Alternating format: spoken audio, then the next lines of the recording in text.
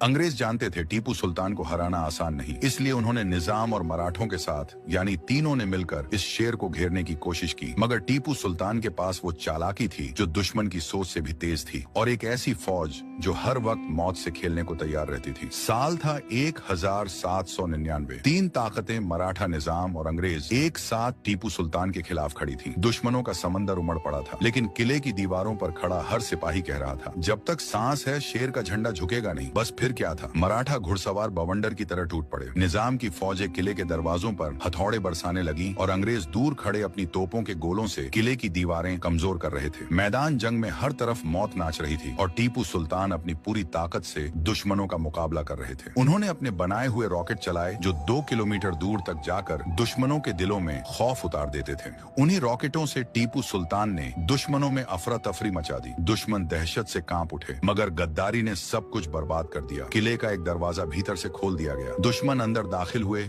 और हमला कर दिया। मराठा निजाम और अंग्रेज तीनों तरफ से वार कर रहे थे। जंग कई घंटों तक चली। लाशों के ढेर लग गए, खून से मिट्टी लाल हो गई। अब टीपू सुल्तान भी जख्मी हो चुके थे, मगर शेर मैसूर ने तलवार नहीं छोड़ी। आखिरकार अंग्रेजी गोली ने उनकी छाती छलनी कर दी। वो जमीन पर गिरे और आखिरी सांसों में कहा, शेर की एक दिन की जिंदगी गीदड़ की 100 साल की जिंदगी से बेहतर है। और फिर शेर महसूस शहीद हो गए। मगर कहानी यहीं खत्म नहीं हुई। उनकी मौत के बाद एक बड़ा रहस्य सामने आया। दुश्मनों ने जब मैदान जंग की तलाशी ली तो उन्हें टीपू सुल्तान के लोहे के रॉकेट मिले, जिन्हें देखकर अंग्रेज हैरत में रह गए। उनके कमांडर ने कहा, ये तो आग के तीर हैं, इसके सामने तो हमारी तोपें भी कुछ नहीं। वो रॉकेट ब्रिटेन ले जाए गए और फिर टीपू सुल्तान के रॉकेटों से ही यूरोप में नए जंगी हथियारों का द्वार शुरू हुआ। यानी जिस हथियार से टीपू सुल्तान ने दुश्मनों को हिला दिया था, वही हथियार आगे चलकर यूरोपीय जंगों में इस्तेमाल हुआ और उसी रॉकेट ने यूरोप को नए हथियार बनाने का रास्ता दिखाया। इतिहास गवाह है, टीपू सुल्तान को तीनों ताकतों ने मिलकर मारा।